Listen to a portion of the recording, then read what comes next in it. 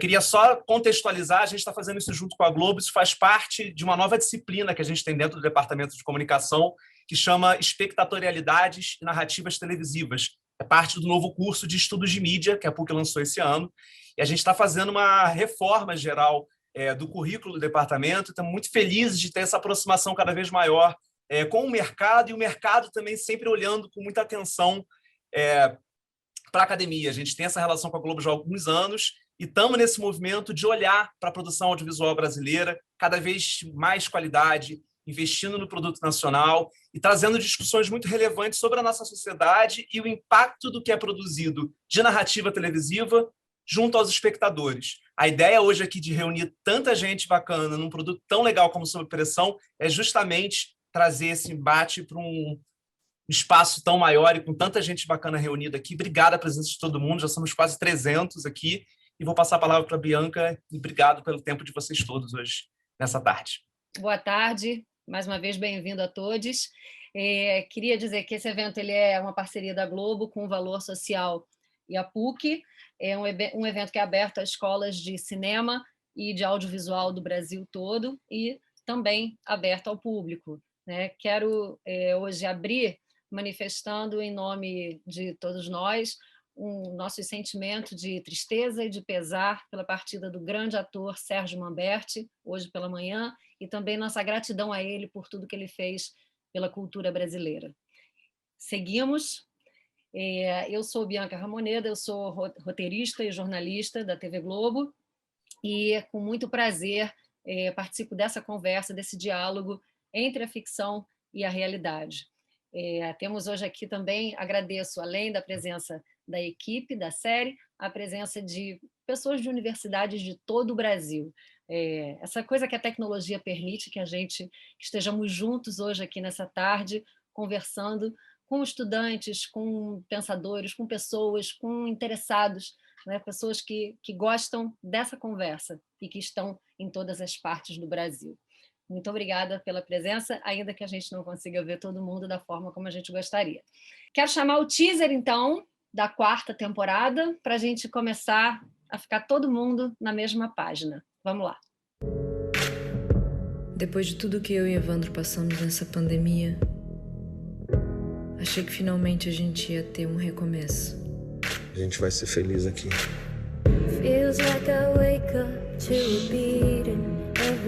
Uma chance de superar toda a dor que já enfrentamos. Eu já perdi um filho seu. Não fala isso. Só que por mais que a gente tente deixar o passado pra trás, ele sempre volta. Carolina, eu e a Diana, a gente ficou junto numa época que eu tava muito mal.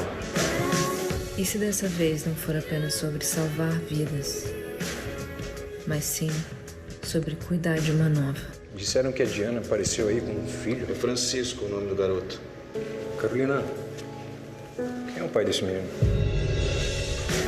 Lutar pela vida. Viver sob pressão. Dia 12, a nova temporada. Eu sempre quis ser pai, Carolina. Será que já não é? Dura missão de eu ter que falar depois de ver esse teaser. Que eu já fico aqui, engole o choro. Sob Pressão faz isso com a gente, né? Deixa a gente com a voz embargada no teaser. Como é que vocês fazem isso com a gente? Então, o nosso encontro hoje, aqui nesse seminário, ele propõe uma conversa sobre as relações entre ficção e realidade e tem como eixo a nova campanha de doação de sangue que é vinculada à série, e esse ano ela está sendo ampliada. São cerca de 120 pontos de coleta que estão, nesse momento, atuando em 20 estados brasileiros por pelo menos uma semana para evitar aglomeração. E uma ação como essa se torna ainda mais necessária diante do contexto da pandemia e a consequente redução dos estoques de sangue nos hemocentros de todo o país. O início dessa ação ela foi marcada pela exibição do 4º episódio da temporada atual, foi anteontem, em que um paciente precisa de sangue, mas não há bolsas disponíveis no hospital, e isso desperta a reflexão sobre a importância da doação de sangue. E agora a gente vai assistir um trechinho dessa série que mostra a cena. Vamos lá. Cuidado, cuidado, devagar. Meu Deus. Aí, ó. Apoia em mim, apoia em mim. Levanta o braço, levanta aqui, calma, devagar. Virou devagar. Pode apoiar aqui no meu braço. Mantém o braço pra cima. Botar o braço aqui. Eu deixo sério. A gente vai cuidar dela também, tá? Não fala mais nada. Mauro, lesão transfixante no tórax. Vamos tomografar. Não dá, ele tá em estado. O objeto perfurou de um lado pro outro, vamos começar com qual? Eu preciso ver os dois lados ao mesmo tempo. Ele deve estar com lesão no coração, pulmão, diafragma. Vamos. Leva para o centro cirúrgico que eu vou ver as outras vítimas. Ok, pode deixar. Preciso que você mantenha assim, tá? Não dá, não tem como te ajudar Mas assim. eu preciso ver. Keiko, seca aqui. Não tem como fixar isso aqui? Me dá 2 ataduras de crepom. Rápido, rápido. O que você vai fazer? Eu vou dar um jeito.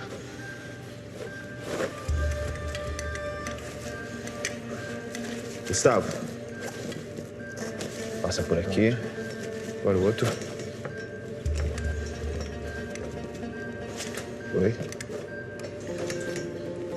Vem. Foi. Comprar esse aspirador, Kiko.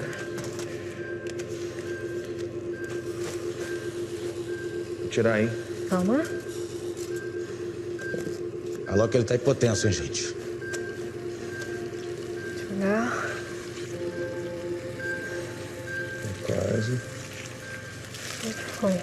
Foi.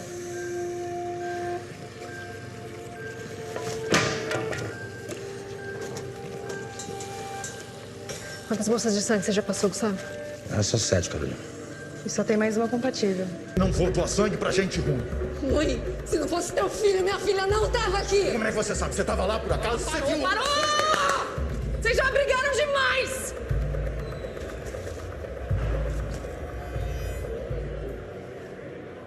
É por causa de briga que os filhos de vocês estão precisando de sangue.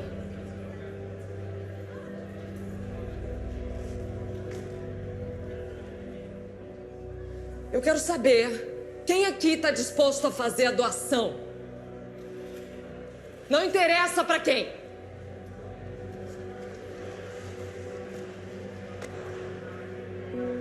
Eu, doutora.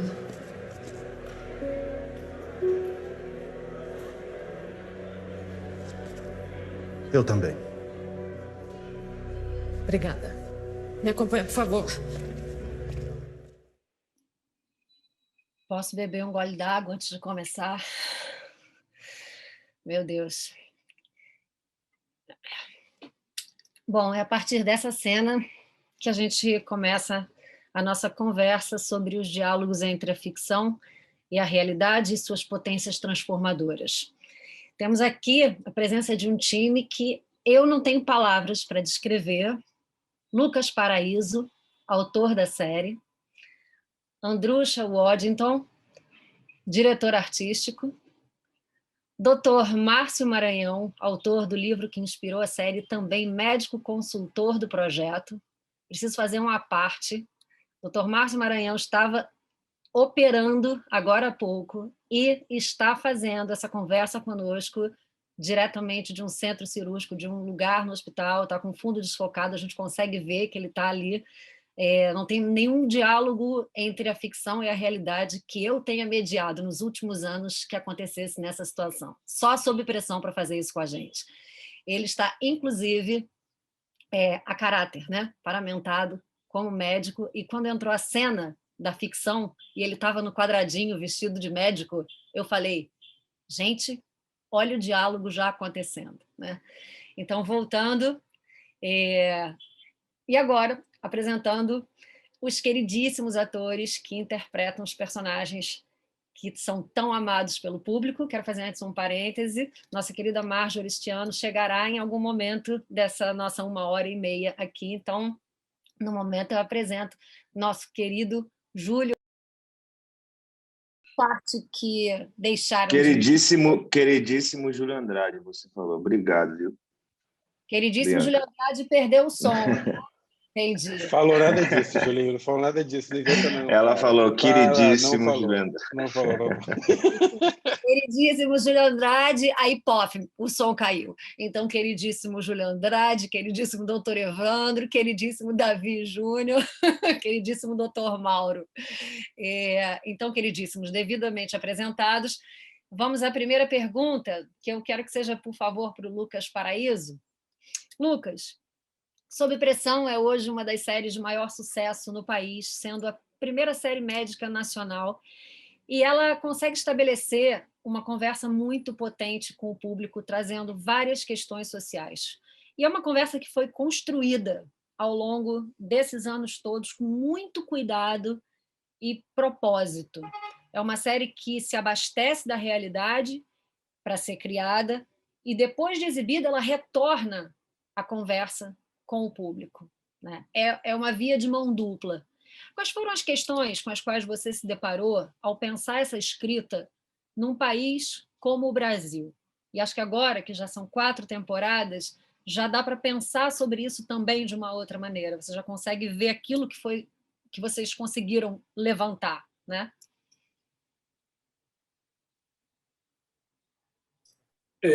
Boa tarde para todos, é um prazer estar aqui. Agradecer a PUC-Rio, onde eu me formei, onde eu dei aula, a Globo, toda a equipe da Veridiana, e eu acho que essa iniciativa super importante de diálogo. Eu, como professor e ex-aluno, sei o quanto é importante para todo mundo que se interessa por conhecer um pouco mais da profissão trocar, então a gente está aqui para isso mesmo. Agradecer a Bianca, querida, estamos sempre juntos. E sobre essa questão, eu acho, quando a gente criou a série lá atrás, existia uma dúvida grande se o brasileiro ia gostar de se ver refletido de uma maneira tão forte na televisão, né? Assim, a gente tinha um pouco de medo que talvez refletir todas as deficiências do nosso sistema público e da corrupção e das coisas mais difíceis do nosso país às 10 horas da noite, quando as pessoas chegam em casa, talvez não fosse a coisa mais agradável. Por sorte, estávamos errados, né? Quando a gente estreou a primeira temporada, aos pouquinhos a gente foi entendendo o tamanho da força que essa série tinha em trazer pautas, em discutir essas pautas e tentar avançar em alguns caminhos para propor soluções para essas pautas, né? Eu acho que isso ficou muito claro para a gente quando a gente criou a série e pensou no hospital como um personagem, né? Assim, a saúde pública também era um personagem, assim como o Dr. Evandro, a doutora Carolina, na época o Dr. Samuel, na primeira temporada. Então, transformar a saúde num personagem fez com que a gente pudesse acompanhar ao longo de 4 temporadas um pouco os altos e baixos desse personagem que é a saúde pública. Então, quando a gente repete algumas das temáticas, como, por exemplo, a doação de sangue, pessoas que vivem com HIV, o racismo, o feminicídio, quando a gente, a cada temporada, fala de uma perspectiva diferente, a gente está querendo dizer, por exemplo, que esses assuntos são recorrentes na sociedade. Enquanto eles forem recorrentes na sociedade, eles vão ser recorrentes na nossa série. Então, esse diálogo está sempre como você falou, é um diálogo de mão dupla, né? A gente cada vez mais entende que a saúde é quem está doente nesse país, né? E, Lucas, nesse diálogo, nessa via de mão dupla, entrou a Covid-19, né? Quer dizer, que ninguém esperava que esse elemento fosse entrar no diálogo, porque fomos mundialmente surpreendidos com a chegada de uma pandemia. E nesse momento em que isso cria, inclusive, por um lado, uma possibilidade de uma rejeição maior ao ambiente hospitalar, né? Vocês estão fazendo agora uma 4ª temporada, depois de quase 2 anos de uma imensa exaustão, e diante de uma sociedade toda com medo e com muitos sentimentos também conflitantes em relação à condução da pandemia e tudo. Então, vocês trazer novamente as questões hospitalares, mas o público estando num outro lugar, também é para se pensar, né? Eu acho que o que a pandemia trouxe, mais do que trouxe, né, eu acho que ela aumentou foi essa percepção do tamanho da importância da saúde pública na vida da gente, né? Assim, desde a fabricação de insumos, que é o que a gente está entendendo que está faltando no Brasil, que a gente precisa para produzir vacina, até o atendimento básico numa emergência ou numa UPA, não precisa nem ser numa emergência, né? Quando a gente entende que a gente depende muito mais do que a gente imaginava, e a gente já imaginava que dependia bastante, a gente entende a dimensão do que a gente está falando. Com relação à Covid e à criação do episódio, dos 2 episódios especiais que a gente fez, a grande diferença era que a gente não teve um certo distanciamento temporal sobre a doença, né? Quando a gente fez o Plantão Covid, faltava ainda poder falar com propriedade sobre vacina, por isso, naquela época, optamos não falar em vacina. Então, a gente fez um recorte da realidade dos primeiros momentos da pandemia, que era do que a gente sabia e poderia falar, para que a gente não desse. Acho que o Sob-Pressão tem uma responsabilidade muito grande de não dar informações equivocadas, né? Então, porque a gente faz entretenimento, mas existe um valor social no que a gente faz também muito importante, uma responsabilidade que extrapola a ficção. Então, quero fazer uma pergunta agora para o Dr. Márcio Maranhão, mas antes quero só dar boas-vindas a Marjorie Stiano, que entrou na sala, já está aqui com a gente. Bem-vinda, Marjorie. Queridíssima Marjorie, queridíssima doutora. É assim que a gente está chamando todos de queridíssimos agora. Foi uma brincadeira que a gente está fazendo por conta do Julinho, que eu perdi o som no meio do queridíssimo. Aí agora queridíssimo. O queridíssimo está ótimo. Parou no queridíssimo, a gente já se sente bem recebido. Não é? Foi providencial essa queda do áudio no queridíssimo. Um ponto de corte sensacional. Então, voltando aqui para a conversa com o Dr. Márcio Maranhão, a série ela é inspirada num livro que o senhor escreveu, e eu queria saber como foi acompanhar, como tem sido acompanhar de perto o impacto que a dramaturgia e o audiovisual, né, no audiovisual, tem na comunicação com o público, nessa mobilização, quando muitas vezes na vida diária o próprio profissional de saúde não consegue isso e se sente impotente. Então, o Lucas acabou de falar que existe uma importância com a informação, em não dar informação errada, né, em fazer esse papel, e o senhor está fazendo esse papel na vida real direto, e muitas vezes, né, a capacidade de propagar informação é tão diferente. Então, queria ouvir essa sua fala, que é tão diretamente ligada ao papel social da dramaturgia e à realidade com a qual o senhor lida diariamente. Sim. Boa tarde a todos, queridíssimos. Boa tarde a todos os queridos aí presentes. Sim, a gente trabalha com a Sob-Pressão tem essa função de entreter, Bianca, de informar, mas a comunicação que ela promove é realmente uma dimensão muito maior, né? Então, quando a gente percebe o impacto dessa comunicação na realidade dura dos pacientes, da realidade da saúde pública, a gente fica cada vez mais motivado, né? Eu vi você se emocionando com o teaser do Sob Pressão e a gente vê como essa comunicação impacta e potencializa questões muito caras, né? Questões muito fundamentais para uma saúde doente, para uma sociedade adoecida e agravada pela pandemia. Então, ter a ficção, nesse momento, serve como uma salvação. Pessoalmente, isso valeu muito para mim, por conta de um momento trágico que todos nós vivemos, mas Sob Pressão me proporcionou, me deu esse privilégio de fazer com que a ficção tivesse sobre mim um amortecimento, me servisse também para elaborar questões tão duras que a gente enfrenta diariamente. E não é uma questão de se vitimar, é uma questão de saber elaborar e se posicionar e comunicar à população, se colocar disponível, aprender a comunicar melhor. Então, eu acho que isso foi um ganho que eu obtive com esse trabalho já aí que tem já uns 5 anos que a gente começou a escrever e partiu de uma vontade muito legítima, muito genuína de contar o que de fato acontece nas emergências públicas do Brasil, né? Como é que essa questão, e foi o que o Lucas comentou, como é que a pandemia fez emergir isso, trouxe isso à tona de forma tão concreta, essa interdependência entre todos e essa necessidade de a gente ter uma saúde pública robusta, né, bem gerida, sem desperdícios, sem corrupção, e que, de certa forma, seja um amparo a todos nós.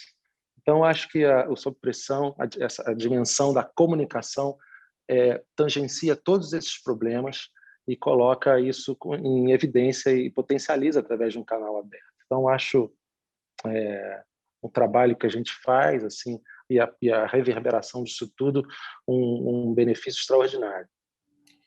Eu fico também muito comovida ao ouvir sua fala, porque, através da dramaturgia, a gente se aproxima, sendo personagens de ficção, mas a gente se aproxima das pessoas dos médicos, né? Isso humaniza o profissional de saúde. Então, por mais... E isso é uma mágica, é uma coisa que a dramaturgia provoca, que é uma paixão por esses personagens, a gente conhece a vida deles, a gente se interessa por eles, e na vida real a gente vai no atendimento da saúde e o médico ele é uma função, né? Ele tem a função ali de curar, de diagnosticar, e na série a gente fica cada vez mais perto, né, do sentimento de humanização, de que existe uma pessoa ali igual a você, né? E isso é muito, muito, muito, muito bonito, e eu queria ouvir uma pequena falinha sua sobre isso, porque imagino o quanto isso toque e também tenha um longo alcance de comunicação, né? Na pandemia, nós vimos muito isso, essa necessidade de humanização do médico, né? Os médicos dando ali a vida deles na linha de frente da saúde, e isso apareceu também de forma tão tocante nos episódios do Sob Pressão, no plantão Covid, né? Tem uma cena da Marjorie inesquecível, que eu vou voltar a falar dessa cena quando for o momento da Marjorie. Sim, sem dúvida. A formação médica, a formação de um profissional de saúde, Bianca, ela é essencialmente científica, técnica. Ela carece dessa formação humanista, como você bem colocou, né? Então, quando eu acho que essa interseção entre a formação científica e a não científica, trazendo outras áreas do saber, como a literatura, a música, artes plásticas, quando a gente consegue conciliar isso e se fazer um médico que consegue trabalhar nessa linha, nessa interseção, eu acho que é onde eu me encontro, onde eu procuro estar, na interseção entre essas duas áreas, científicas e não científicas, e buscar essa humanização. Toda a cena de Sob Pressão, para mim, é uma catarse um pouco, de reviver um pouco a emoção de uma situação parecida com aquela, né? Então, viver entre essas duas fronteiras, assim, nessa fronteira entre essas duas dimensões é o que mais me enriquece como médico nesse momento. Obrigada. Vou seguir então aqui, Andrucha. Uma pergunta para você, que eu queria ouvir um pouco você falar sobre a linguagem que você pensou, que vocês desenvolveram juntos para a série, e a relação dessa linguagem com a preocupação social também. Porque as cenas elas são dirigidas de forma muito sensível, né? E eu queria saber como você pensou, como a câmera entra nisso, né? Ao mesmo tempo que ela é delicada e humana, mantendo isso que a gente estava falando com o Dr. Márcio, essa humanização né, tanto da equipe médica quanto dos pacientes, é uma câmera muito humana, mas, ao mesmo tempo, ela é uma câmera que também tem uma urgência, que tem uma agilidade, né, que tem essa preocupação em manter a gente ali ligado o tempo todo naquilo, sendo que vocês fazem planos e sequências inacreditáveis, assim, aqui trazendo a linguagem comum, né, os planos e sequências são os planos sem corte, né, longos e que são uma coreografia em cena dentro de uma realidade hospitalar, né? Com uma destreza cirúrgica, digamos assim. Então, Andrucha, queria te ouvir um pouco sobre o que você pensou como linguagem para essa série que capta a gente dessa maneira. Bom, boa tarde a todos. Boa tarde, Bianca. Isso foi uma coisa que foi construída, acho que ao longo do tempo, né? Acho que desde o filme a gente começou a encontrar e é um time muito unido, né? Então, assim, a gente é uma família ali. E como a gente está falando de uma coisa muito real, né? Eu acho que o realismo foi a chave, assim, o mantra, né? A gente tinha que ter uma série médica realista e brasileira desde o princípio. E ela é uma crônica da saúde pública brasileira, escrita em cima da realidade. Muitas vezes a realidade imita a ficção. A gente viu isso acontecer várias vezes, né? Então foi uma coisa que começou no filme. Na primeira temporada a gente foi se apegando mais a uma linguagem e ela foi enriquecendo ao longo de cada episódio, de cada temporada. E como você diz, como você mencionou, que a gente lida muito com o tempo real, né? Os planos de sequência eles trazem uma questão para a cena que é o tempo real. E o tempo real, dentro de uma urgência, ele dá agonia, né? Ele te traz essa sensação de tempo, né? E eu acho que isso é uma coisa que a gente joga muito dentro do Sob Pressão, mas eu acho que, acima de tudo, buscar o realismo, de uma maneira geral, em todos os sentidos, na arte, na fotografia, eu acho que na interpretação, na direção de atores, de ter algo extremamente realista, né? Então, eu acho que essa coisa de conversar com uma coisa muito real, que é a saúde pública brasileira, com todos os seus percalços, e, ao mesmo tempo, não posso mencionar que, se não fosse o SUS, a gente estaria numa situação muito pior no momento, né? Então, eu acho que a gente tem um sistema de saúde público que, apesar de não estar azeitado como deveria, ele é algo muito importante, fundamental para a sociedade brasileira. E, voltando ao que o Lucas falou lá atrás, a gente tem uma responsabilidade muito grande, desde o princípio, de lidar com essa temática e questões sociais que entram pela ambulância, que não são necessariamente de saúde pública ou de saúde em si, mas de saúde da sociedade, né? E elas entram pela ambulância com dramas que entram pela emergência e eles se escancaram para o público. Eu acho que isso é uma característica do Sob Pressão, que esses dramas entram sem prólogo. Eles entram, quando você abre uma porta de uma ambulância, vem um drama familiar todo por trás daquele paciente. E eu acho que isso faz com que as histórias sejam inesgotáveis. Então, é um pouco em cima disso que a gente está a serviço dessas histórias. Eu acho que existiu uma preocupação na direção artística, desde o princípio, de não se sobressair ao tema, à temática e à história, e sim servir essas histórias de uma maneira discreta e realista. Nossa, muito obrigada, Andrucha. Achei, nossa, tão lindo isso que você falou, que quando a gente abre a porta de uma ambulância, entra toda uma família. Mas é verdade, isso, se você pode ver, tem uma característica na estrutura do Sob Pressão, que ela é estruturada com arcos longos, né, que a gente pode dizer que é em torno de 30% de cada episódio, que são as relações entre esses médicos que a gente acompanha, que a gente chama de elenco fixo, né? E a gente tem as histórias procedurais que elas duram o episódio. E essas histórias, elas saem da porta de uma ambulância, de um táxi que deixa um paciente na porta de um hospital, de uma pessoa que chega pedindo ajuda.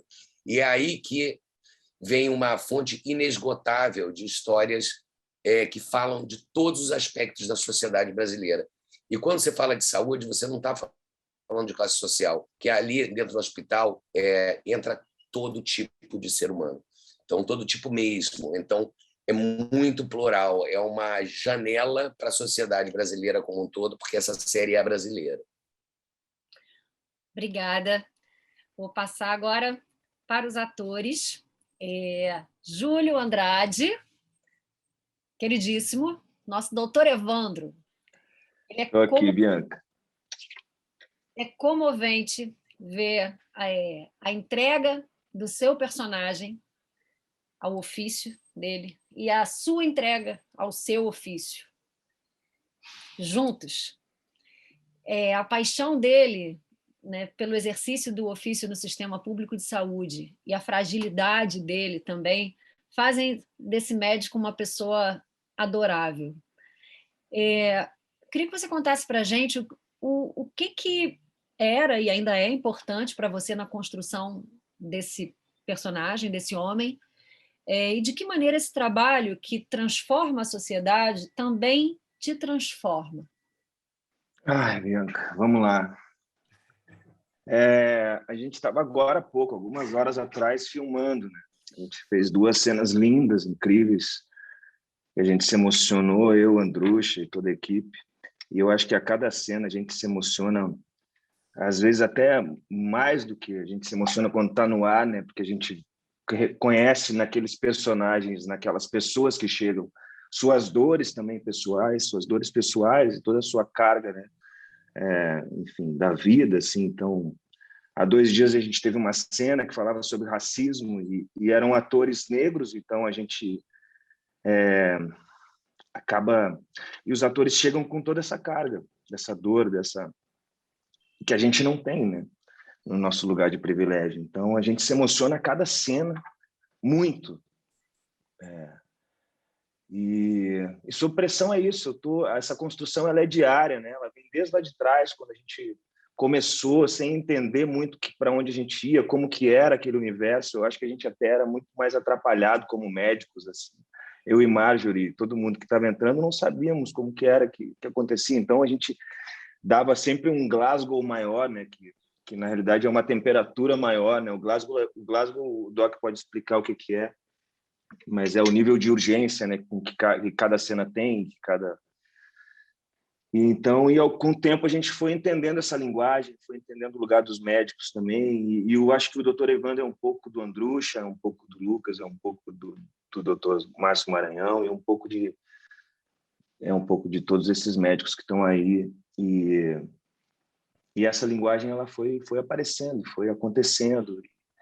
E hoje a gente está há 5 anos fazendo e ainda a gente aprende, ainda a gente se emociona. Bom, eu estou aqui, eu estou na minha casa, eu estou na minha realidade agora, né? A ficção estava ali atrás, algumas horas atrás, mas essa ficção atravessa a minha realidade o tempo todo. Eu fico é muito difícil, assim. Fazer uma temporada é muito difícil. A gente vai tendo que juntar depois todos os caquinhos e reconstruindo essa casa, voltando para a nossa normalidade, mas fazer sob pressão é tão gratificante, a gente sabe da responsabilidade, mas é difícil, assim, é muito difícil. Não é fácil, não. Fazer o Dr. Evandro fazer o Dr. Evandro não é tão fácil quanto parece, assim. Então, essa ficção meta... Não, Júlio. Não parece fácil, não.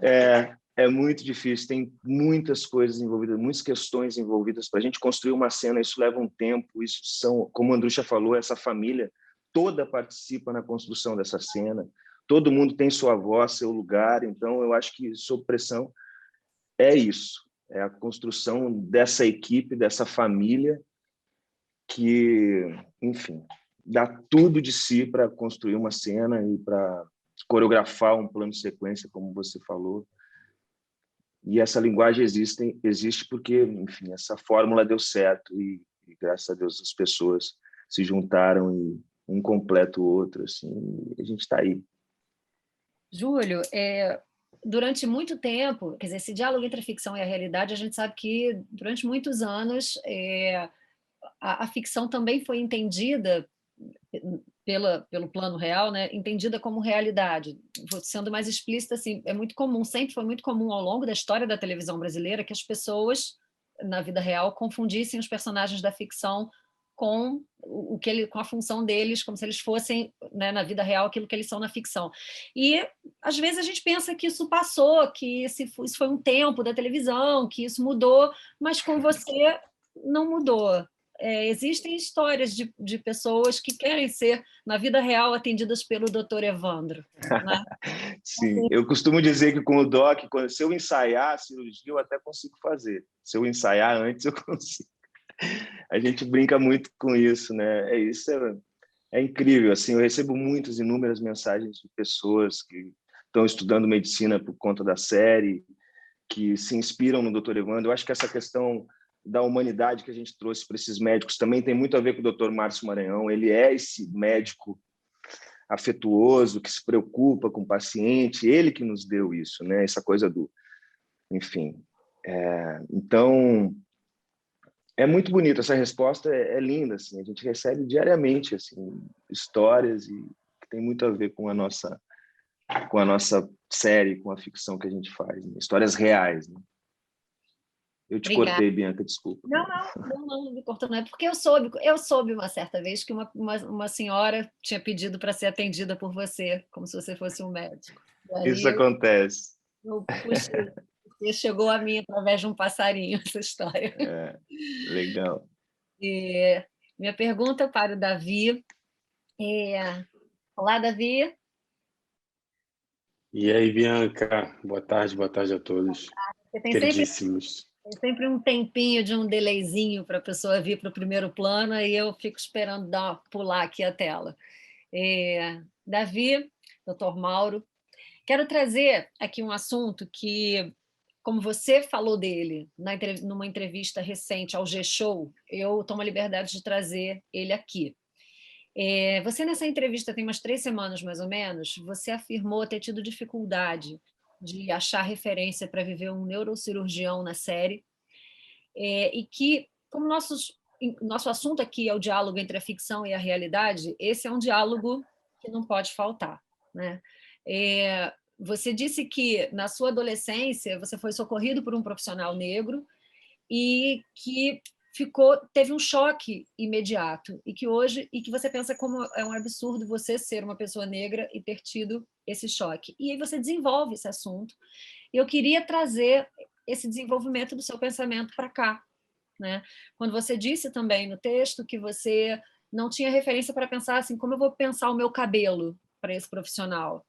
Né? Então, como eu vou lidar com isso? Por que isso é tão longe da nossa realidade? Né?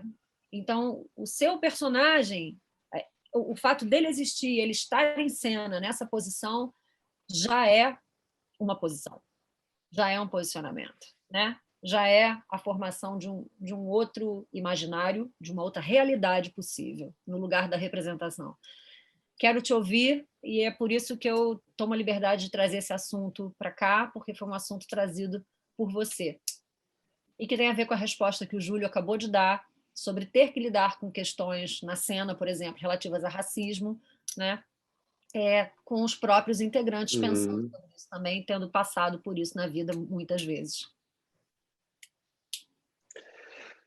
Bianca, eu pegando um pouco do gancho do que você falou e o Andrucha também, o Andrucha falou a respeito de que quando a gente abre as portas das ambulâncias, a gente recebe o drama familiar, a gente acolhe e precisa destrinchar, solucionar esse drama que vem junto com a ambulância. E você falou que sob pressão é lugar de cura, um lugar onde a gente tem o lugar dos médicos para trabalhar a cura, para humanizar. E eu acredito que a gente só vai conseguir humanizar uma sociedade a partir do momento em que a gente conseguir se ver em várias esferas sociais. Sob pressão fala, como a Andrucha disse, de todo tipo de classe social. O que para a gente é ótimo, no caso para mim, né, falando de mim, como homem, ator, e tendo essa representatividade negra, porque ele traz exatamente essa cura a partir do momento em que a gente coloca essa figura num lugar de poder curar, de poder solucionar um problema e não do outro lado. A partir do momento em que eu consigo me ver proporcionando bem à sociedade, a outras pessoas, a partir do momento em que a minha figura representa isso socialmente, a gente já começa a ter uma outra visão sobre o que a gente pode ocupar, o que a gente pode ser. Não ter a referência, eu hoje, aos 35 anos, sendo cringe do rolê, mas em 2021, demonstra também o nosso atraso social, uma vez em que a gente se diz liberto há anos, há séculos atrás. Então, é simples, é uma questão matemática. Temos aqui vários universitários, estamos falando através da PUC. Se você pegar a galera de comunicação da PUC ou a galera de medicina das universidades que a gente está dialogando aqui, coloca aquela foto final de formação de faculdade e procura os negros nesse lugar. Procura ver qual a colocação, o que ele representa. Então, trazer esse imaginário, como o Júlio disse, que a gente começa a fazer que está ali na dramaturgia, se predispondo a salvar vidas. Então, a partir do momento em que eu estou nessa posição também, eu consigo inspirar outras pessoas a sonhar sobre, a pensar, a almejar esse lugar. E na minha infância, na minha adolescência, eu tive dificuldade de ter esse olhar. Eu achava que medicina era algo inatingível, porque era caro, porque tinha que estudar em tempo integral, e eu venho de uma família onde, se você estudar, você tem que trabalhar junto, não dá para você só estudar. Graças a Deus, meus pais me proporcionaram um estudo completo em que eu pude, sim, estudar até o 2º grau, me formar e tudo mais, mas eu não tinha o luxo de estudar 8 horas por dia, 10 horas por dia, em tempo integral, sem trabalhar, depois que eu já me via como um maior de idade, sabe? Então, trazer essa perspectiva, trazer esse olhar, trazer essa imagem com um cabelo sendo aceito, com um cabelo se aceitando do jeito que sabe? Traz a oportunidade no âmbito social dos universitários que aqui estão presentes ou a geração que vem depois deles ou depois da gente ter sonhos maiores, que não só os cargos de subserviência. Então, Mauro sendo um neurocirurgião, que é digamos, uma cadeira bem respeitada no meio da medicina, ressignifica muita coisa. E eu sim tive uma dificuldade de encontrar essas referências, porque eu não tinha o hábito de ser recebido, né, de ser atendido por médicos negros. E esse personagem também me mostrou o quanto que é escasso esse lugar, né? O Dr. Márcio me apresentou o Dr. Ivan Santana, que é um neurocirurgião que trabalha no Hospital Miguel Couto, e é um cara já de tempos de cadeira, mas até hoje ele, no mercado, ele também fala, ele que atua nessa área, ele continua dizendo o quão escasso é esse lugar que ele ocupa. Então, dramaturgicamente, a gente tem responsabilidade de falar para a sociedade, cara, para além do racismo, a gente já sabe que o racismo existe. O que a gente faz para mudar isso, para ressignificar isso? Então, a gente precisa começar a se ver como igual, a se ver como pessoas que têm, sim, a possibilidade de ocupar vários lugares que não só os cargos de subserviência. Acho que eu falei isso de novo, né? Mas é mais ou menos isso. Obrigada. Muito obrigada, Davi. Eu vi, o Júlio fez assim. Estou te vendo, Júlio, estou te vendo, queridíssimo. Tá? Irmão. Eu pensei, eu vi uma cena sua agora, acho que foi no segundo ou no primeiro episódio, que engraçado como isso que você estava coisa, e aí na dramaturgia coisas tão breves dizem tanto, né? Quando aquela cena em que o morador em situação de rua, né, ele atinge uma mulher, né? E aí uma mulher não, um homem, e aí ele não lembrei se era mulher ou homem. Aí na hora que eles passam mal ao mesmo tempo, né? E a personagem diz, mas ele vai ser atendido, quer dizer, a pessoa que cometeu, né, digamos assim, que acertou a facada no outro, o tiro, que seja, vai ser atendido, quer dizer, ele não é a vítima. Então entra ali um lugar de julgamento entre quem tem que ser atendido ou não, né? E é uma questão humana também, e a câmera vai em você e você diz, aqui todo mundo é paciente. Isso foi uma coisa que o Márcio trouxe como princípio para a gente, que ele ensinou isso para a gente, porque a gente, nas primeiras residências e pesquisas que a gente fez, existia esse código, né? Que não se julga quem entra ali pela porta do hospital. Depois, o julgamento é da justiça, né? Isso foi uma coisa que eu não sabia que era assim. E o Márcio trouxe isso como um valor, e um valor que a gente utilizou muito na série, né, Lucas? Exato. Eu acho que um dos pilares assim, conceituais da dramaturgia, eu não diria nem não é um não julgamento, mas é a gente tentar conseguir ver a questão que a gente traz, né, no procedural, de várias perspectivas e deixar que o público, de alguma maneira, também participe dessa conclusão, entre aspas, né? Bom, então vou agora uma pergunta para a queridíssima Marjorie. Marjorie, você já está aí? Já, né? Estou aqui. Oba. Então, querida, uma das cenas mais bonitas de todas as temporadas, aí, entre parênteses, no meu ponto de vista, mas, enfim, aqui sou eu que estou perguntando, também vou me dar esse direito de ter essa opinião. Foi a cena em que a doutora Carolina ela precisa sorrir para tirar a foto do crachá e ela está, além de exausta, ela está lidando com a possibilidade do doutor Evandro morrer de Covid, né? Então, ela está vivendo um momento de extrema dor e ela precisa tentar sorrir para uma coisa absurda que naquele momento é tirar uma foto por um crachá, né? E você está com o rosto todo machucado da máscara. Assim, é muito emocionante. Eu de lembrar essa cena, sinto aquela apertadinha aqui. Essa humanização que a gente tem falado aqui, né, que são heróis que choram, né, são heróis que sofrem, é linda de se ver.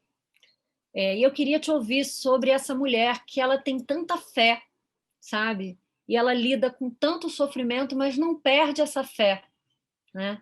E que tem essa suavidade para dizer coisas muito, muito firmes, muito duras, como inclusive na última cena dá uma bronca, né? Em pessoas que estão no hospital, porque isso é uma característica desses personagens, né? Que a saúde transcende e eles acabam também se envolvendo e a doutora Carolina sempre aconselhou e acolheu muito essas pessoas.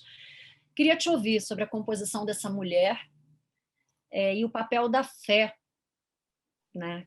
Junto da ciência na composição dessa personagem. Boa tarde primeiro todo mundo, todos os queridíssimos, e ouvindo aqui vocês falando, né, a série levanta tantas possibilidades de discussão, anotei aqui vários pontos, eu falei, isso é legal, isso é bom de falar, porque tem realmente muito assunto, e esse poder de síntese que reúne informação, poesia, diálogo, tudo, às vezes numa imagem, é obra do Lucas e do Andrucha, assim, porque o Lucas, com essa cena que você falou, por exemplo, eu fiquei muito impactada também quando eu li, eu falei, Lucas, como é que você conseguiu ser roteirista, ser o cara da palavra, como é que você conseguiu trazer tanta coisa assim, com imagem? É quase um artista plástico, assim, né? Ele traz tudo aquilo ali dentro de uma imagem, tanta informação, né? Todo o esforço, todo o sofrimento, tudo ali. E é claro, aquilo é fruto da equipe toda, a equipe de maquiagem, de luz, do Andrucha, eu, o Lucas, então é sempre o resultado de uma equipe. Mas esse poder de síntese é uma característica muito forte do trabalho do Lucas e do Sob Pressão como um todo, assim, porque é realmente muito pouco tempo para se falar de tanta coisa, né? Porque a gente não fala da saúde só do corpo físico, a gente fala da saúde de uma nação, né? Você está falando ali das doenças da nação, né? Da corrupção, da falta de trabalho, da falta de oportunidade, de escolaridade, da ganância. A gente fala de muitos elementos que poderiam ser ali chamados de nosso país é saudável, a saúde do nosso país é essa aqui que a gente está apresentando, né?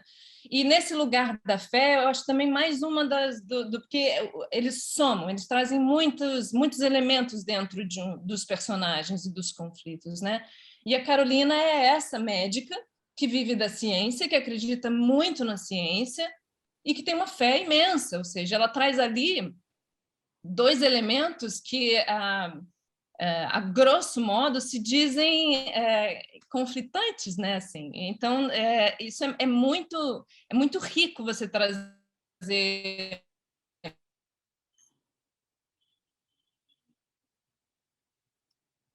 fico com pena, porque tem toda coisa para a gente falar sobre isso, mas pegando só nesse lugarzinho, tá acompanhando? Tá dando? Aqui tá falando internet não sei o quê. Tá tudo bem, né? Vou seguir. Ela fala sobre, nas discussões que a gente teve, nos diálogos, nas entrevistas que a gente fez com alguns médicos, muitos deles ali eram céticos, não acreditavam ateus, não acreditavam em Deus, enfim, ou em nada, assim, nesse sentido mais espiritual, mas de alguma forma ali, sim, talvez eles não soubessem dar um nome a isso, né? Assim, mas eles falavam assim, bom, a gente fez tudo aqui nesse paciente, fez tudo o que tinha que fazer, ele estava ali perfeitinho, mas morreu.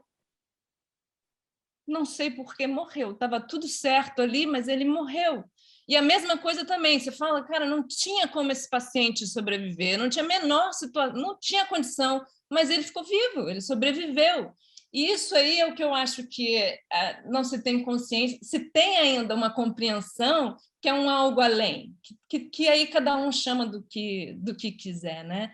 E a Carolina é muito linda nesse sentido, e a fé dela dentro da série é muito bem desenvolvida. Eu sou fã, eu vou babar ovo mesmo, eu sou fã dessa série, desses personagens, desse assunto, desses diretores, de todo mundo, eu vou babar. Mas ela vive a história da fé dela numa linha que não é reta, não é sempre assim. Ela teve vários conflitos com a fé dela ali, já de se questionar se acreditava ou não, de querer um distanciamento. Eu acho que isso é relacionamento, né? Você se relacionar com a sua espiritualidade é uma linha, um gráfico irregular, né? Tem momentos que você está mais conectado, momentos que você se questiona, você está vivo. Se você está vivo, você se questiona, você muda, você pensa, você reafirma, e isso é muito bonito, é um aprendizado imenso, assim, com todos os personagens que chegam, com a personagem que eu exerço, mas cada personagem que chega ali, chega numa situação extrema da vida, assim, num extraordinário, num momento extraordinário que é muito fértil para você dar umas viradas na sua vida, né? Porque você chega ali num momento em que você se depara muito com o perecível, com o frágil, com a fragilidade de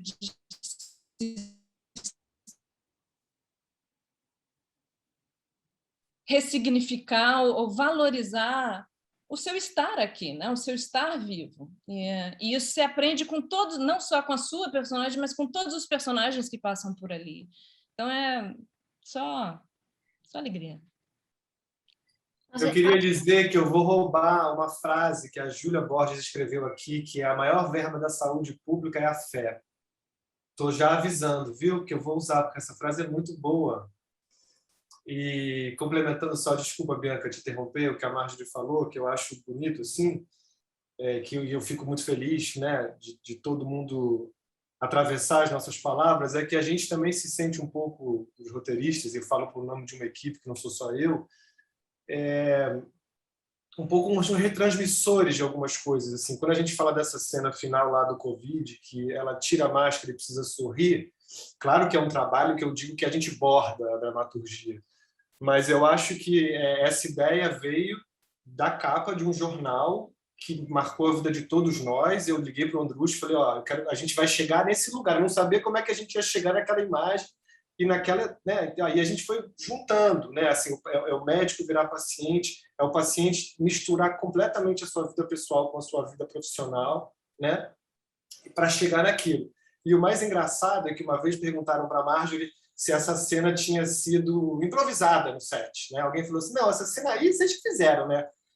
Para você ver como, não estou criticando ninguém, mas assim, como o trabalho do roteirista, o bom trabalho do roteirista, ele é invisível mesmo, assim, até para todos os estudantes de roteiro aqui, a gente não dá autógrafo, a gente é não conhecido, a gente não sai no jornal e não tem problema, porque o nosso trabalho, de alguma maneira, assim, quanto mais invisível, quanto mais ele viver através dos personagens, né, mais bonito é. Eu não faço nenhum tipo de trabalho para ser reconhecido na rua. Eu faço trabalho porque eu quero essa transformação do olhar. Eu quero que uma família que esteja com uma realidade completamente diferente da nossa possa ver aquilo que a gente está tentando transmitir e ressignificar aquilo que vive, sabe? Então, por isso que eu falo, a gente tem que chorar mesmo quando a gente escreve, a gente tem que chorar quando a gente filma e a gente tem que chorar quando a gente edita. Quantas vezes eu entrei na sala de edição e o Andrucha estava aos prantos e o montador estava aos prantos e eu falo, bom, de algum lugar a gente precisa trazer a emoção, né? Então, enfim, só complementando. Que bom. É muito bom falar sobre esse trabalho invisível, mesmo que quanto mais invisível, quanto mais o público acha que aquilo ali foi um improviso, né? Mais sinal de que foi trabalhado, né? Exatamente. Quanto mais parece que é de verdade, a gente... Mas eu diria que eu acho que isso é razoavelmente comum, Lucas, até para te acalentar, assim, te dar um pouquinho de conforto. É porque, assim, acho que até assim, quando você vê uma bailarina, sei lá, lindíssima, dançando com uma leveza e põe a perna aqui do lado da orelha, você acha aquilo tão fácil, mas é muito fácil quando ela coloca ali, né? Porque tem uma leveza, tem uma beleza naquilo tudo que parece muito natural para quem está assistindo, né? E aí você vai lá e tenta colocar a perna na orelha e você vê, opa, é mesmo, não é assim, isso foi trabalhado, né? Então, eu acho que isso é o maior elogio que pode ter, assim, né? Alguém falar para você, mas isso foi improvisado, assim, porque essa perna não... Mas eu acho que até para os atores, até para a gente, né? Quando o nosso trabalho também passa, né, por essa situação, então um puta elogio. Quero trazer uma pergunta que tem a ver com essa conversa aqui. É uma pergunta que é para o Andrucha, feita pela Júlia Borges, que é aluna de cinema da PUC-Rio. Ela pergunta como é a dificuldade de passar tamanha realidade nas cenas cirúrgicas, passar tantos detalhes com clareza e realidade nas cenas, com tanta atenção em transmitir as angústias, as expressões e os detalhes, e sem aparentar todo o truque da ficção na elaboração da cena. Tem a ver com isso que a gente está falando, né? Assim, tão orgânico que, nossa, assim... mas isso vem muito dessa coisa, dessa construção prévia, da bagagem da história que está na mesa de operação.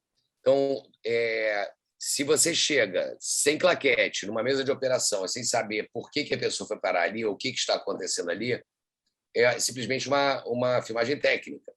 E aqui, no caso, não. Você tem exatamente essa construção que partiu de uma foto, que fez uma construção de personagens para chegar no impacto dessa cena que você mencionou, da Marjorie tirando a fotografia e tendo que sorrir. Cada cirurgia ela tem uma construção para você chegar até ela. E aí essa tensão ela vem da construção dramatúrgica. Se você simplesmente corta para uma sala de cirurgia e não sabe o que está acontecendo ali, você não vai ter um peso dramatúrgico poderoso, possante, contundente, porque ela será simplesmente uma cirurgia fria, e não é o caso de cada pessoa que entra, cada personagem que sai da ambulância e vai parar numa mesa de operação. Então, eu acho que a dramaturgia faz com que nós, a câmera, os atores, esse balé que acontece em torno de um procedimento cirúrgico, ela traga uma carga dramática tão realista e que deixa a gente arrepiado na cadeira, entendeu? Eu vou começar agora a entrar naquele módulo Speed Race para a gente tentar aqui mais perguntas. Vamos lá. Lucas, uma pergunta da Paula Teixeira. Como escrever com realismo sobre uma realidade tão distante do seu dia a dia? Quais são as ferramentas para além da consultoria? E eu quero juntar essa pergunta também com outra que é do Tásio, também em relação ao roteiro, que é como são pensados os casos procedurais dentro dos episódios para um arco geral? Porque geralmente vocês na sala de roteiro, vocês partem dos temas específicos para cada episódio ou usam um outro método? Estou juntando as duas perguntas porque são as duas para você. Desenrola essa para mim, Lucas Paraíso. O som. Vou tentar ser bem claro e específico, né? Ao começo de cada temporada, a gente escolhe qual vai ser o tema do arco longo. Então, está no ar a temporada 4, vocês estão vendo o arco longo que trata da questão da família, né? Um novo olhar para a questão da família. O personagem do Dr. Evandro é um cara que sempre quis ter um filho, esse filho aparece na vida dele de uma maneira inesperada, então a gente está, através de uma premissa que diz nem sempre o que você quer acontece do jeito que você gostaria, né, a gente atravessa 12 episódios contando uma história quebrada em 12 partes, que são os nossos episódios. Em cada um desses episódios, você tem geralmente de 2 a 4 histórias, que a gente chama de história A, história B e história C. Cada uma dessas histórias tem um tamanho, 50% a história A geralmente, 30% a história B e 20% a história C. É uma via de mão dupla. Algumas vezes a gente parte de um evento que a gente viu publicamente, a gente leu um jornal, alguém contou para a gente, através de uma pesquisa que a gente tem, um pesquisador que está sempre atento aos bancos, às salas de espera dos hospitais, a gente também visita. Isso, às vezes, vem o tema, vem a história específica por um lado. Outras vezes vem o tema. Queremos falar sobre o HIV na terceira idade, como foi o assunto da última quarta-feira, né? Por quê? Porque esse é um assunto que a gente já falou algumas vezes, mas cada vez mais a gente entende que tem que se falar de diferentes perspectivas daquele assunto, porque parece que o HIV é um problema de jovens. Não é, né? Então, algumas vezes são os temas, outras vezes são histórias, e a gente vai combinando nesse formato de um pedaço do meu arco longo e as 3 histórias do meu episódio. Isso eu diria que é a estrutura do trabalho. Não sei se eu respondi a pergunta. Sim. E em relação a você trabalhar, como você constrói cenas realistas com uma realidade tão diferente da sua? A gente visitou muitos hospitais. O Márcio, além de ser meu consultor, é meu amigo e é meu médico também. Então, eu acho que é muito através dele, não tem muito jeito, sabe? Assim, ele não só de ter acompanhado cirurgias, não cirurgias, porque eu não consigo muito ver sangue, não devia falar isso, mas eu tenho um pouco de dificuldade dessa parte.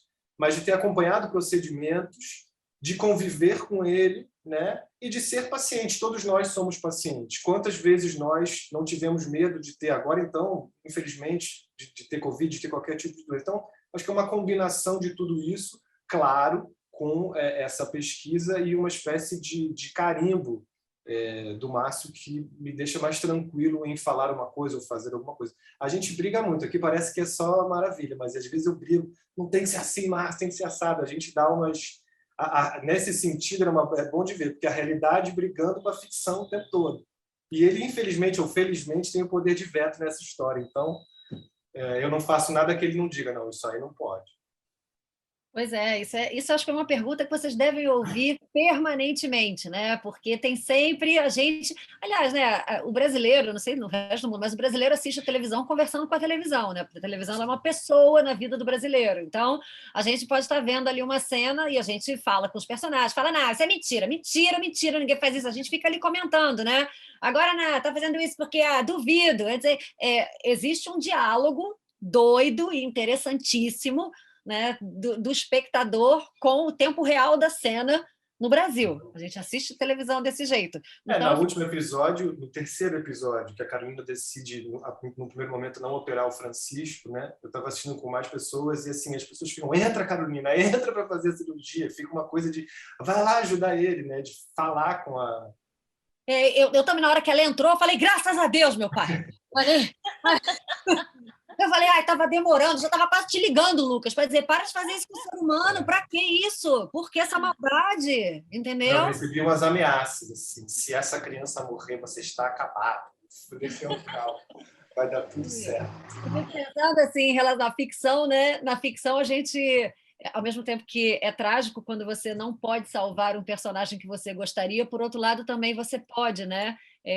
Pensando na fala do Dr. Márcio, né, em como a série aplacou tantos sentimentos nele, pensando que bom, né, de repente chegar para o roteirista e dizer, por favor, deixa essa pessoa viver, né?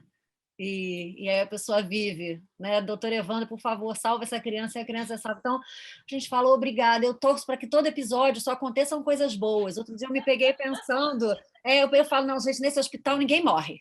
Falei, vamos combinar, vou fazer uma temporada dos sonhos. Nesse hospital ninguém morre, né? E outro dia senti, eu falei, puxa, eu gostaria, me peguei falando, eu gostaria tanto de estar com essas pessoas ali. Aí eu falei, não, gente, eles estão no hospital, gostaria nada. Claro que eu não gostaria de estar com essas pessoas, eu não quero ir para o hospital de jeito nenhum, mas eu queria estar ali, naquele hospital ideal, onde aquelas pessoas todas são daquele jeito, né? Aí eu falei, poxa, eu tô sentindo esse negócio chamado fé, né, que a Marjorie falou. Estou sentindo esse negócio chamado crença.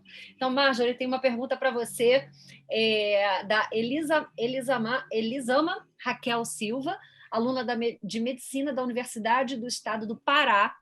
Ela pergunta para você sobre preconceito de gênero na medicina.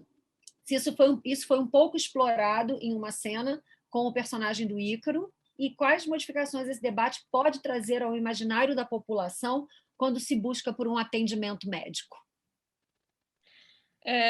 Sobre o preconceito de gênero dentro da medicina, eu até pesquisei, isso ainda não virou tema para a gente assim, dentro da série, acho que até em função da necessidade dos médicos, acho que o preconceito acaba virando um luxo, né? Quando você não tem possibilidade de atendimento, seja ele mulher ou homem, o que for, só me atende, salva minha vida, pelo amor de Deus, salva meu filho, salva minha família. Mas dentro do meu laboratório, eu questionei muito as médicas que eu acompanhei sobre isso, sobre discriminação, porque é um meio... A gente vive em um país machista, isso é um fato, e isso se desdobra para todos os departamentos, as profissões, todos os meios, né? E me interessava muito saber como isso era vivido por elas. Assim, algumas sentiam mais fortemente esse descrédito, né? Assim, não só por serem mulheres, mas por serem mulheres jovens. Então, havia um descrédito principalmente dos outros médicos, mais do que dos pacientes, mas também de alguns pacientes, assim, de avaliar se pela sua cara você pode ser uma boa profissional para cuidar de mim, né? Mas outras também não sentiam tanto, e eu acredito que muito em função de um foco. Tinha muita gente jovem assim que eu pude ver, e quando eu passei um laboratório ali dentro do hospital, passei um plantão com elas e tal, muito foco. É uma parte é uma característica, talvez, de uma personalidade, talvez de um momento de vida, né? São todas muito jovens ali, mas não interessava o que dissessem ou não dissessem, o foco delas ali era trabalhar, era salvar vidas, era estar ali à disposição, então, o que quer que tivesse, já estavam trabalhando em hospital público, isso já diz bastante, né, assim, no sentido de enfrentar as dificuldades, né, então, o que quer que viesse a mais ali, elas estavam dispostas a sobrepor.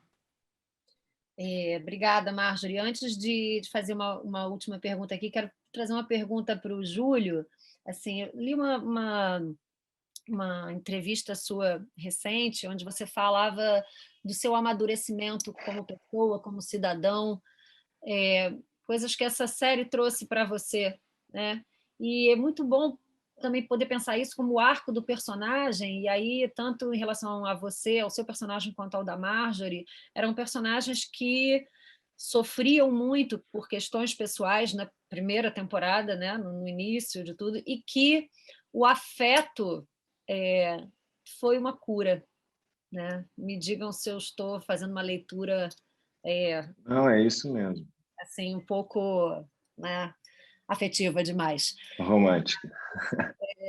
Eu que venho assistindo desde sempre, e a gente a fragilidade deles na primeira temporada humanizava muito eles, são médicos, eles curam as outras pessoas, mas eles também têm suas próprias dores, seus próprios sofrimentos, e eles fizeram um percurso do afeto, né? Então, esse amadurecimento está ligado a essa experiência afetiva. Eu vejo isso muito presente na série, e não à toa agora tem uma questão de família. Novamente o afeto colocando as relações em jogo para amadurecê-las ou não, né? Bianca, eu não sei nem mensurar o quanto essa série me trouxe. Enfim, eu vou conseguir falar isso, sei lá, depois de um ano, depois de ter...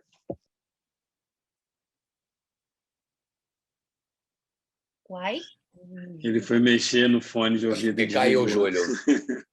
Numa Já fala, apertou o botão sem fala querer. dessa, gente, como é que a pessoa mexe no fone, Júlio Andrade, numa fala dessa sobre o afeto e o amadurecimento? Então, vamos seguir adiante, ele vai voltar, e eu vou voltar com essa pergunta, porque queremos essa resposta, precisamos, para poder terminar isso de uma maneira linda, né?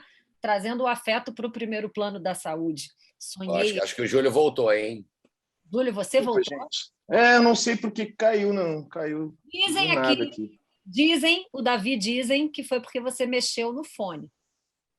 Só não será? aperta o botão, lindo. Não aperta o botãozinho do lado, não, que você vai desligar, tá? Obrigado, meu irmão. Obrigado Estou me ensinando com essas coisas de tecnologia. Bom, mas é assim, eu até me perdi aqui, mas é isso, é tão emocionante olhar para trás e ver o quanto que eu cresci com esse personagem. Bom, meu filho não tinha nenhum ano quando eu topei fazer, e eu já topei fazer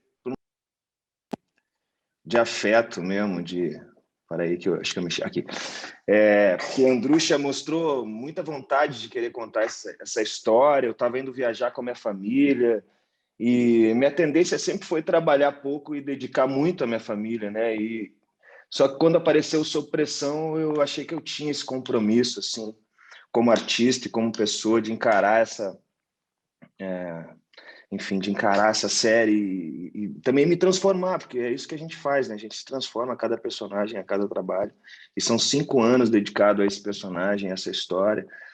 E, cara, não sei nem falar, não sei nem dizer, pontuar o que mudou na minha vida. Eu acho que eu fico sempre falando com a voz embargada, porque é muita emoção fazer Sob Pressão. E, para mim, essa última temporada que a gente está rodando é o começo de uma despedida, assim. Então, eu vou sentir muita saudade dessa galera, dos meus colegas, enfim, e de estar no ar também com um produto tão importante. Mas eu confesso que eu estou a fim de fazer uma comédia romântica agora, porque bicho, Sob Pressão é muita pressão mas é muito prazeroso ao mesmo tempo, sabe? Eu tenho muito orgulho de fazer parte dessa... Eu não sei se eu respondi a sua pergunta, Bianca. Caiu aqui, eu acabei esquecendo. Mas eu acho que é isso. Né? Estava falando sobre o amadurecimento em relação à experiência, o amadurecimento vindo do afeto. Os personagens... É isso, eu acho que desde o início a gente trabalha com afeto nesse projeto. Esse projeto ele não anda sem o afeto. Porque eu estou falando aqui de uma dificuldade, do quão é difícil fazer, mas eu tenho por trás meus colegas que me dão esse suporte, me dão esse apoio, e todo dia a gente se traz para dentro da cena e para a realidade que a gente está contando, e é muito bonito ver o Andrússia chorando a cada cena, sabe? Toda vez ele vem com o olho lacrimejando, chorando, e todo mundo chorando, e a equipe se emocionando, porque quando a gente vai para a cena a gente não vai sozinho, a gente vai com a equipe toda, né? Que é a nossa família. Então, e o Lucas, e o Doc, que é o Dr. Márcio agora, ele já é mais cineasta do que médico, porque é um cara que sabe tanto de cinema quanto de medicina, e eu confesso que eu não sei tanto de medicina, mas eu sou um apaixonado pela medicina depois desse personagem. Isso aqui é um diálogo da realidade com a ficção, né? Entra ator, sai médico. E só fazendo um adendo, Bianca, o Andrússia falou mais cedo sobre a gente ser família, e o Julinho repetiu isso aqui. Isso traz essa coisa que você está falando do afeto, porque a nossa equipe, de uma maneira geral, eu que cheguei agora, eles já estão há 5 anos, mas eu vejo o quanto que eles são unidos, quanto que eles têm esse laço mesmo familiar, e um vai agregando valor ao trabalho do outro. E é um grupo de inconformados, cara. A verdade é essa. Eu vejo que são pessoas que veem a sociedade de uma outra maneira, ou veem a possibilidade de transformar a sociedade de alguma maneira, e que se uniu numa família. Então esse afeto ele acaba surgindo dentro e fora da cena por conta disso, por eles se sentir, a gente se sente família dentro de Sob Pressão. É muito bonito mesmo fazer um trabalho como esse. Nossa, olha, eu só tenho que agradecer. Tem uma pergunta aqui que eu guardei, que ela nem é desse ramo do afeto, mas eu acho interessante trazer aqui só para a gente encerrar, uma pergunta que veio da Universidade de São Caetano do Sul, um aluno de audiovisual, Ricardo, pergunta para o Andrússia se a paleta de cores foi escolhida com base da psicologia das cores. eu guardei aqui. A gente está terminando falando com a psicologia dos afetos, né? E pensando outro dia também eu olhei e falei, nossa, quanto sangue nessa cena. Meu filho às vezes assiste, eu fico preocupada, ele fica com os olhos, às vezes ele quer assistir sob pressão, e eu fico dizendo, isso não é um seriado para criança, ai meu Deus, deixa, não deixa ficar, deixa, não deixa, e às vezes eu fico dizendo para ele, meu filho, não é verdade não, não é verdade não. Mas aí eu estou quase destruindo o efeito da série, porque é para parecer que é verdade, mas eu fico preocupada com os olhos dele arregalados. E aí me caiu essa pergunta aqui, que eu achei... Falei, psicologia da... Mas você sabe que ela existe? E assim, a gente estava numa visita lá no Alberto Torres, Márcio, lembra? Quando chegou um cara, um pimba estrupiado, com a perna quebrada, o cara estava com fratura exposta, a gente entrou na sala de cirurgia, e eu até fiz essa pergunta, né? Por que e tinha um papel de parede, de uma paisagem, de uma floresta, e a sala era azul. E aí eu perguntei, mas por que? Ele falou, eles estão fazendo um experimento aqui para quando o cara volta da cirurgia, ele ter um sentimento de calma. E era esse papel de parede. E o azul e o verde, que são as cores muito usadas nos hospitais, são cores que trazem calma e que são opostas ao sangue. Então, isso é uma tradição da medicina hospitalar que a gente transpôs por osmose para a tela, né? É quase que uma coisa que se impôs, né, Márcio? Você lembra da gente lá naquela... Essa pergunta eu me lembro muito bem da gente fazendo lá para o Dr. Miraldi, e ele falando que eles estavam no experimento de botar, inclusive, paisagens dentro da sala de cirurgia, para que o cara, quando volta da cirurgia, ele não sabe onde ele está, né? Então, essa coisa de acalmar o paciente. Então, essa coisa da psicologia, ali eles estavam indo num experimento além. Roberto Torres é um hospital em São Gonçalo, de referência público e de trauma, né? Que ele cuida das situações de trauma, que vai desde Niterói até a região dos Lagos. É um hospital muito que pega situações muito graves de trauma. E ali aquilo ficou muito claro para mim que não tinha como correr, né? A gente já tinha feito filme quando a gente foi lá, né, Márcio? Ou foi antes do filme? Foi antes do filme, né? Antes. Foi antes do filme. Aí, o Julinho estava lá, foi lá antes. que o cara... Foi lá que o cara virou... que falou comigo. O paciente que veio falar... bem, doutor. Foi esse cara Exatamente. Exatamente. Nesse dia, a gente também viu um paciente algemado na maca, porque era um criminoso. Exato, com a polícia entrando. Com a polícia escoltando na porta. Mas essa coisa da cor, ali ficou muito claro, porque foi numa pesquisa de campo que eu entendi não só a cor, como até uma pesquisa de psicologia de retorno da anestesia dentro do centro cirúrgico com uma paisagem. Aquilo ali me marcou muito. Mas eu achei que essa pergunta era bacana para a gente trazer aqui, porque a gente está falando de diálogos, mas a gente está falando de construção, né? E quando você constrói uma imagem, né? Você está... É essa palavra, é construção, a partir de uma pesquisa, a partir de tudo aquilo vai chegar dentro da casa da gente como uma informação, né? A cor é uma informação muito forte, né? Mas isso volta muito ao que estava sendo dito antes, eu acho que pelo Lucas, que a Marjorie que puxou esse assunto, na verdade, tudo começa do roteiro. E tudo começa de escolher as histórias, tecer essa... E aí você tem que dar vida àquele roteiro e essa ideia ela só é fechada quando acaba a montagem. Então, esse ciclo todo, como é que você vai dar roupagem para aquilo? Quando os atores entram e começam a ler, você começa a falar, caramba, começam a aparecer camadas. Quando cada profissional lê, ele traz uma camada. Então, são camadas e camadas que vão sendo construídas a partir do texto. O texto vai sendo também refinado a partir desses inputs que vêm. Tanto que é muito importante que a sala de roteiro, junto com o grupo de direção, com o elenco, nessas leituras, surgem camadas que vão sendo incorporadas ao roteiro pela equipe do Lucas, incorporadas ao elenco pelas ideias que uns colegas trocam com os outros, e para a equipe de direção e toda a equipe técnica. Então, essa construção que vem a partir de uma ideia que vira uma sinopse, que vira um roteiro, que se torna realidade nos ensaios, se solidifica e se congela quando ela é filmada, e depois ela vira uma nova matéria-prima para se montar e fechar ela. Esse ciclo Exato. é muito bonito, né? Não, e é bonito também quando a gente tem, às vezes tem uma questão, né, com o roteiro, alguma palavra ou alguma coisa, algum caco que a gente queira colocar, que a gente consulta o Lucas, né, o Doc, a gente não existe improviso com o roteiro, né?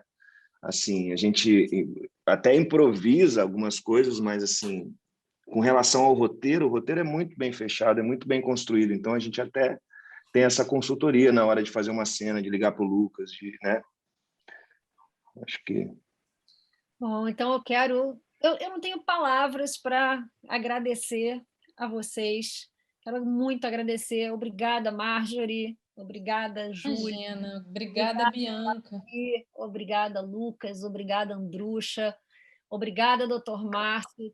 Obrigada por um dia ter pensado em escrever um livro, porque as ideias vão nascendo assim, devagarzinho, e aí um vai acreditando no potencial do outro e vira o que virou sobre pressão, é um case, né? No nosso país, na história da nossa teledramaturgia. Quero, então, para encerrar, chamar a Tatiana Siciliano, que nós tentamos que ela entrasse no início, mas ela estava sem conexão, diretora, que vai dar uma palavrinha aqui de encerramento. Muitíssimo obrigada pelas perguntas. Desculpe se não pudemos atender a todos. Assim é bom, porque a gente fica com promessas de próximos encontros. Um beijo para todo mundo. E até já. Obrigadíssimo. Eu gostaria muito de agradecer a todas e todos por esse privilégio, né, em nome do Departamento de Comunicação da PUC-Rio, por esse privilégio de ter ouvido essa palestra, que, na verdade, foi uma transformação do olhar, como o Lucas Paraíso falou. Obrigada, então, à Globo Universidade, à equipe do Sob Pressão e aos colegas da PUC que propiciaram essa mediação. Muito obrigada. Tatiana, só uma coisinha. Convidar todo mundo para doar sangue, né? Já que a gente está com um monte de gente aqui, se todo mundo puder doar sangue, vai ser legal. Boa, Isso é importantíssimo, Júlio. Boa. Valeu, muito obrigado, gente. Foi incrível. Gente, obrigado, super gente. Obrigado. Boa tarde, bom fim de semana para todos. Beijo enorme e obrigada. Obrigada, gente. Tchau, tchau. Obrigado. Tchau, obrigada, gente.